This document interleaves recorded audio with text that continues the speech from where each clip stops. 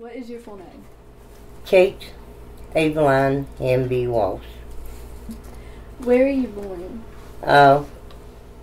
Stony Fork in Wilkes County with Ferguson address, post office. Is that where you grew up too? Yes. Do you have any siblings? Yes. I had 10 brothers and 3 sisters. What were their names? Thomas Lenny Hamby. William Zolly Bruce Hamby. Rayvon Hamby. Bobby Charlie Hamby. Lawrence Dan Hamby. Fred Henry Hamby. Nellie Irene Hamby. Clyde Hamby. Grace Viola Kathleen Hamby. Then me, that's where I come in. And then my brother Jerry Lee Hamby. And Ralph Ray Hamby. And then the baby was Juanita Hamby. Okay. What was life like for you guys as children? Hard. Really hard. When my baby sister, she was born in March, and my dad got sick and he died on the 4th of July. So Mother had all those kids at home and just her. So we worked hard. What kind of work did you guys do? Farm work. Now the boys worked for the Wilburns with the dairy and the chicken. They had chicken houses. And until I was married, I never worked, outside. I always just did, what I had to do at home. I never worked outside of home. What kind of toys and games did you guys play with? Well, let's see. We loved to play ball, and since we couldn't afford a baseball, Mom made us one. She started with a rock and some cotton batting and a sock, and she got that all rolled up, and then she went around it with yarn. She covered the whole thing this way and then back this way, and we'd beat that thing around till we got it so flat it just wouldn't do anymore, and she'd make us another one. And she would make us girls. She knew how to do the little corn chop, husk. Whatever. The corn husk doll? Yeah, the corn husk. Thank you. Corn husk doll. Okay, did you guys, what type of, entertainment did you have at home, like radios and stuff? We had a radio. I don't exactly remember when we got the radio, and I was like 9 or 10 when we got a television. And we got a refrigerator right before we got a television, though. And we cooked on a wood cook stove. And we finally got an electric one, but Mom still liked the wood one. What type of entertainment was around, away from your home? Church. We did things with the church. And when I wasn't quite a teenager, I was 12. But they let me go with the rest of the kids. We had a youth center in our old schoolhouse. And we had this man and woman who were childless. And they were our directors, and they were with us. And we would go there, and we'd dance and play records and have refreshments. And we would go on hay rides and have weenie roasts, which was a lot of fun. What type of music did you guys listen to? Country and bluegrass. What were your favorite artists? Oh, God. Back then, Bill Monroe and, of course, Johnny Cash. And Mama Maybelle Carter. So, what was school like? School, I don't know. Sometimes boring and sometimes real good. Especially if you got a teacher you liked. And I got my first and only whipping in first grade. Because when the teacher said, you don't talk, you don't talk. And I asked J.R. White to borrow his eraser, so I got 3 little swipes with a switch. Hurt my feelings, but that was all. Did you guys have like a lot of different classrooms, or did you have it all in one classroom? We had a classroom, an auditorium, and another classroom. So it was grades 1 through 4 on one side, and then 5 through 7 on the other side. And then when you got 8th grade, you got bused to Mount Pleasant, because we went to a little school called Hendricks. Did they have to take a bus, or did they have to walk to school? Oh, no, we rode a bus, but we had to walk like a mile to the bus stop, and then a mile back home. And if you were tardy and missed the bus, you just kept hooping it till you got there. It was about 5 miles from home, so we went on to school if we missed the bus. Do you have any like family heirlooms that you like to keep? Oh, I've got one of my mama's dolls. Our house burnt when I was 11, so things I had, before that, because I had one of my grandma's dresses, and it might have fit that little granddaughter that's in here a while ago. Because my mama was 4'11", and her mama was smaller than her. What was it like for children during the polio epidemic? Oh. Well, there was a lot of kids. Well, over in this area, they had polio too. And one boy, Mike McNeil, he has Mike's body shop in Wilkesboro. He still owns it. But he had a terrible limp. One of the foster boys had a terrible limp. And I had a mild case, but my brother, who took ill before I did, he died. How old were you when you got polio? 4. How long did you have it? I really don't remember. I remember being there, and I remember all those needles, and oh Lord, I was scared to death of needles after that. But, I couldn't walk. My left side went plumb paralyzed. But by that time, my mama knew what was wrong with me.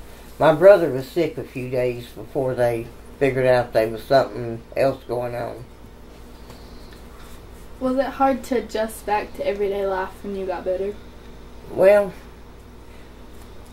no, I don't guess. Boy, I got used to that attention, though. All my brothers and sisters showed me attention.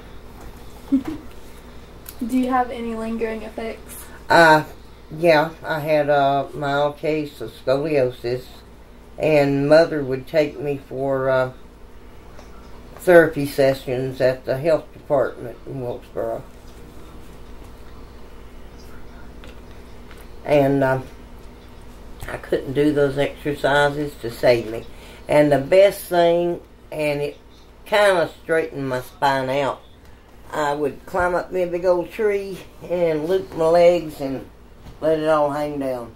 Like the thing they have nowadays, that teeter-totter, whatever, that turns you upside down. Well, I hung upside down. How has polio affected your family as a whole? Well, except for, the one brother passing away, not all that much, but it's something you never forget. Have any other major historical events affected your family, like any wars? No. I had a brother that was in service, but it was in peacetime.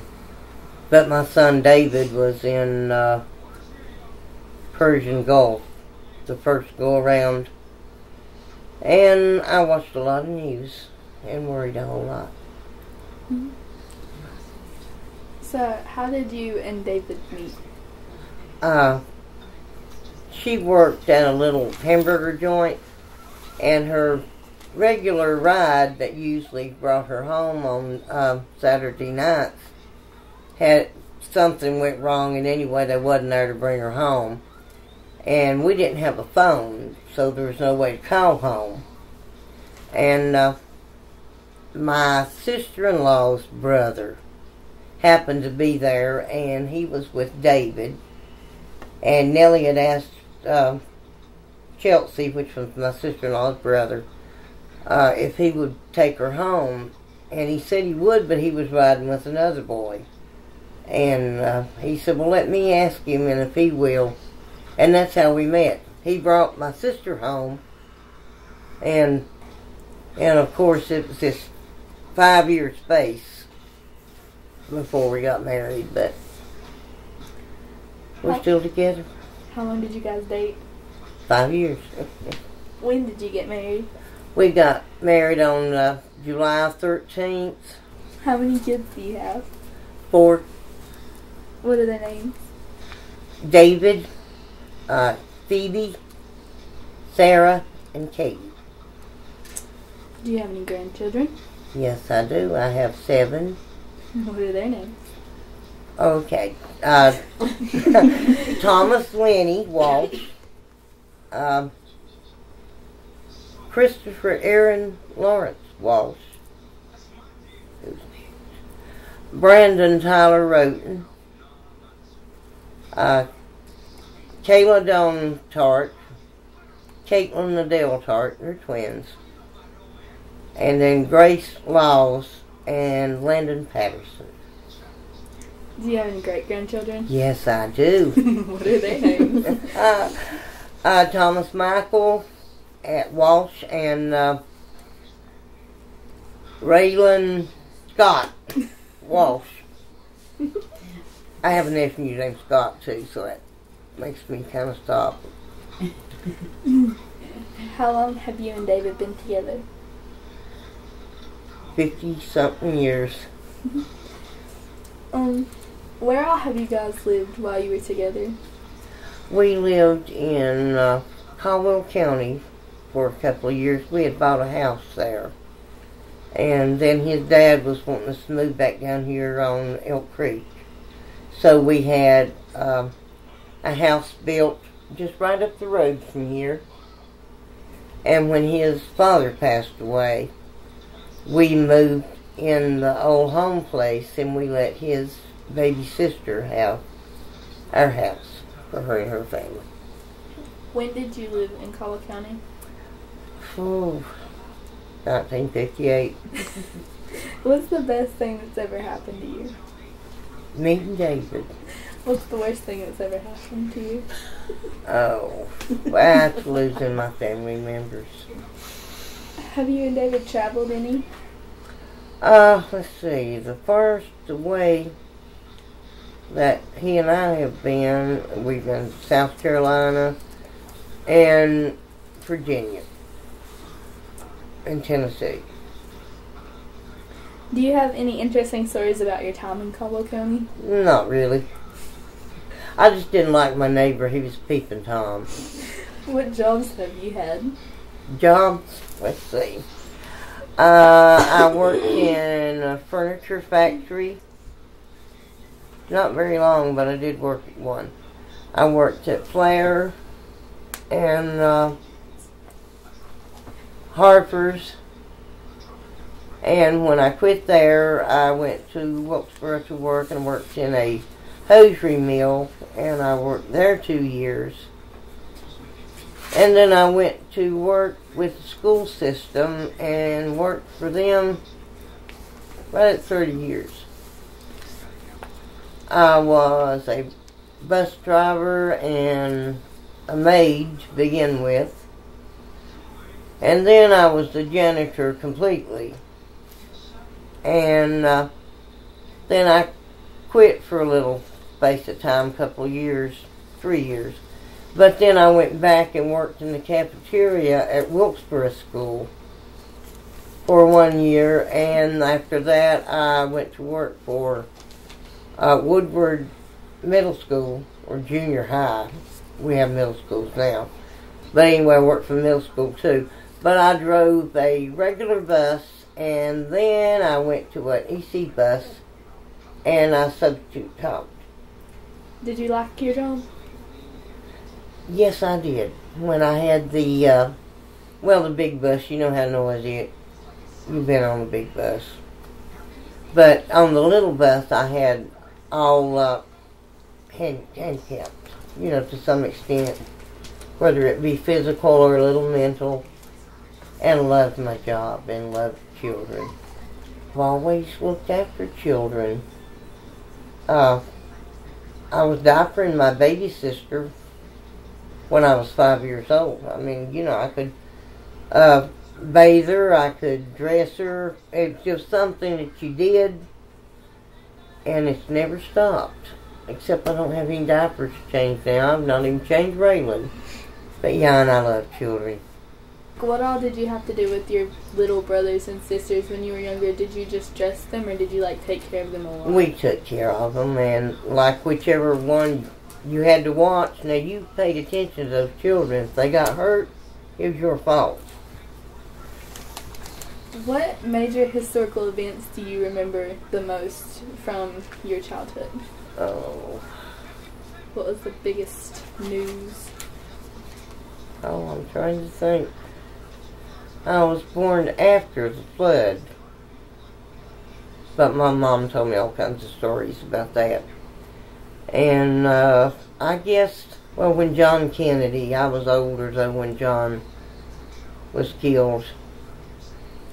And we had, what was the other president? Was it Truman that stood out in the cold and did his inaugural address? Whichever one that was. Anyway, that's always stuck out.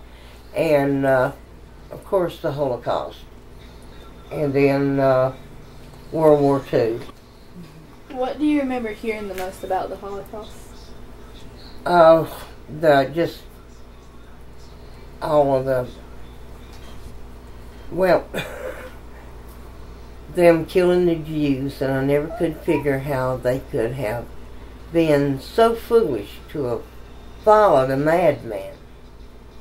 Mm-hmm. And then not know that their people, they were taking them and they were putting them on the trains, the death trains was what they were, and they took them to the camps, and they would strip them and send them in these big buildings, and it was gas chambers, and people would climb on top of each other to get that last little bit of air, but of course when they opened the doors, everybody was dead.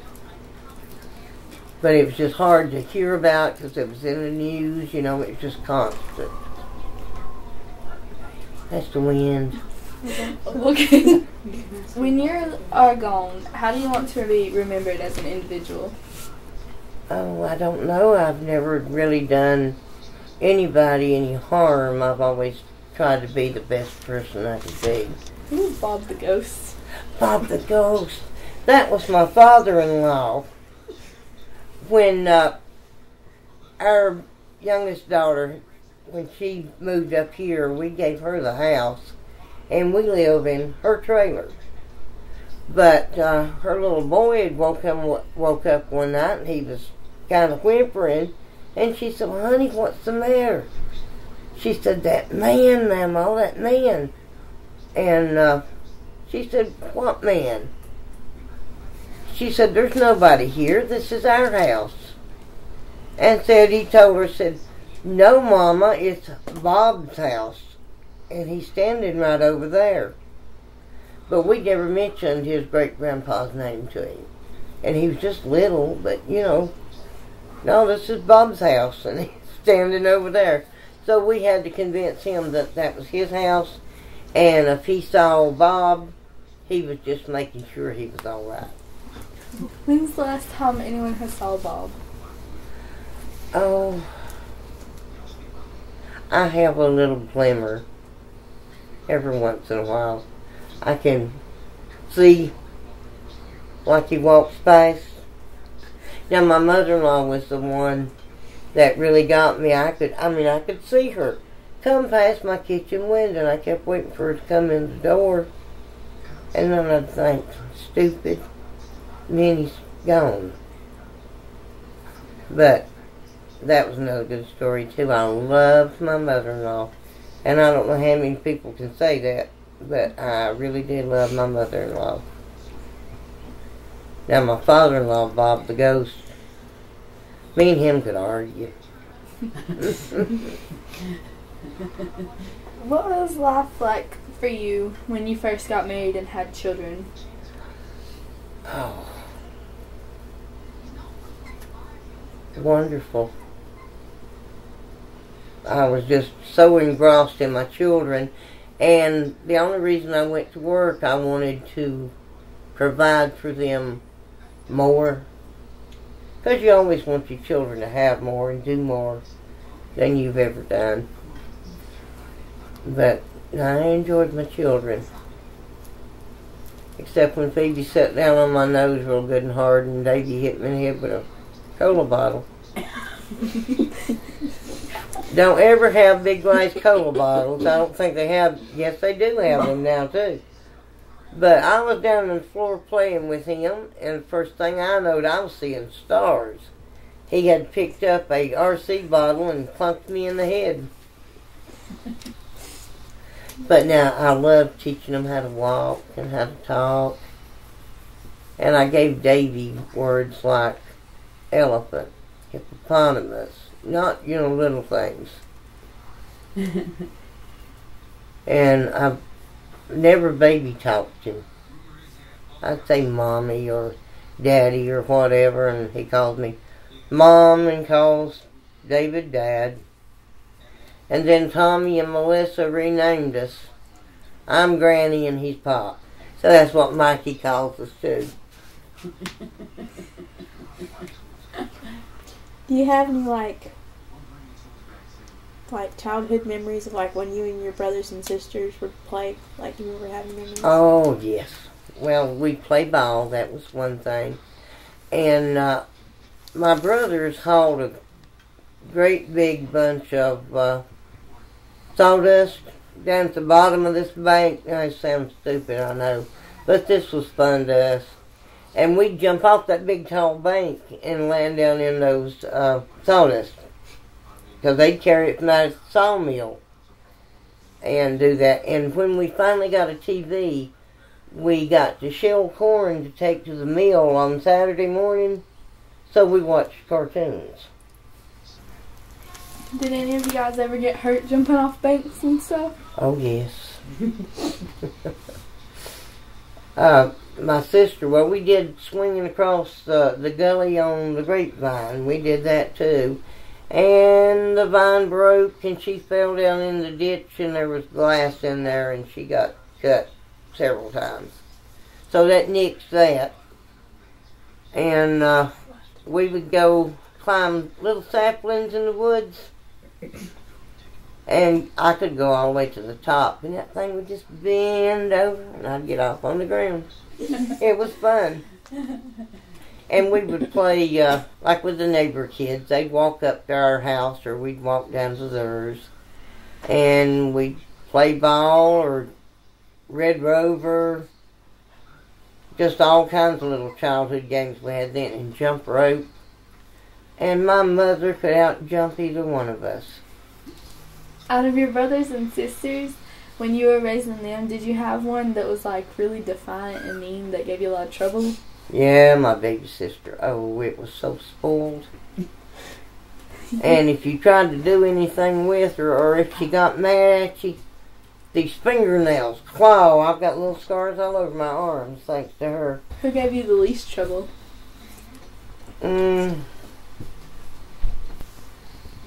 I guess Jerry.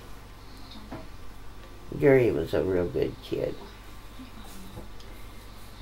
And he died early, though. He died with cancer. He died when he was 47.